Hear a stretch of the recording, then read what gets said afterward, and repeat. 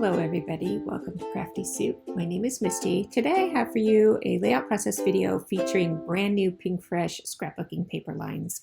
Well, I say lines, while there are two new ones, I end up only using one for this layout. But let's take a look at both of them first. I did do a full unboxing of these paper lines. If you want to catch that, you can click up in the corner or follow the link in the description below. So there is Happy Heart and Life Right Now are the two new paper lines. And I pull out the intro sheets, I guess you could call them, to these lines, not knowing which one I wanted to use. So I grabbed my story binder for my youngest daughter, and I've been using story binders for years and years.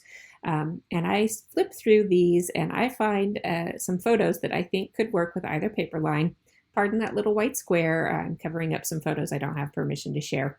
So I grabbed these photos from last June of my daughter doing chalk drawings to celebrate Pride Month. And while this story starts off, I think, about being about Pride Month, it ends up really being about my daughter. And we'll get to that a little bit more later. So I trim out my photos, and they're 4x4 photos, and I'm trying to figure out a layout design, and they could make a big block either horizontally or vertically, and as soon as I put them vertically, I know which paper I want to use. So I grab that striped paper from the Happy Heart collection, and I'm going to go with that collection. And it works out, since a lot of these pictures are kind of chalk drawing florals, then and this paper line has a lot of florals in it, so that works.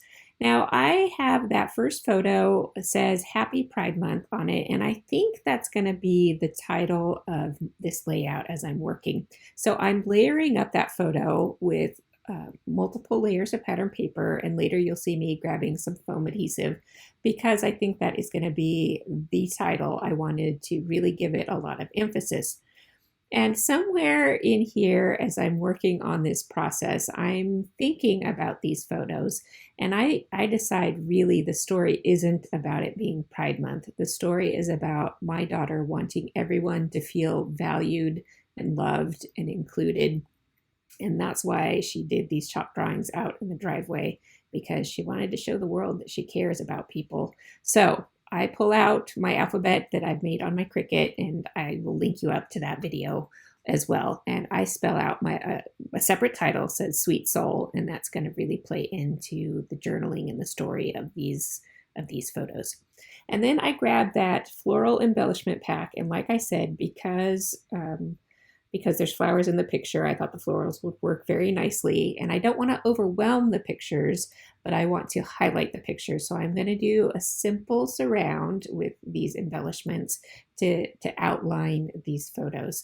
And I'm trying here to leave more white space on my layouts because I have a really hard time with white space. And you'll see later how that didn't work out quite as planned, but we'll get to that. So I am just popping up some of these flowers, leaving some of them flat. The one up there at the top is both popped up over the photo and flat on the side. So that gives me enough texture and dimension. And then I will add a few puffy stickers and some cardstock stickers for a little bit more sprinkles of embellishments, a little bit more texture and dimension as well. This was a super easy layout. It came together really fast. I didn't feel like I needed a lot of hoopla because the paper and the embellishments really do highlight these photos very nicely. I put a label down there at the bottom with a puffy sticker, and then I'm going to stamp the date on there. I have to move the puffy sticker in order to get the date stamp to work, so keep that in mind. And then this is where I realized that there's a little imbalance of white space over there on the right because everything is so visually heavy on the left that it's just not quite working. So I use the same pattern papers that I cut apart to layer up that top photo, and I tear some strips to add over there. And I'm going to fluff up those torn edges a little bit for a little more texture and dimension. And now it does take up some of that white space, but not entirely. So I think I did okay there. I tend to fill up my layouts top to bottom, left to right, and really have a lot of stuff going on. So I'm trying to find a little more balance with the resting places for the eyes. So I think I got that accomplished in this layout. Okay, my journaling went in, and a couple more puffy hearts in order to emphasize the sweetness of my daughter and finish off that journaling spot. And this layout is done. really super fast, and I think it came out beautifully. I'm very happy with this one. I hope you enjoyed seeing this new paper line in action. I'm hoping to cover the other paper line sometime later this month. In terms of new videos coming up, on Monday I have a layout process video for you featuring my counterfeit kit. And if you don't know what that is, you can go back and see my kit build from April 1st, and I will link you up to that as well.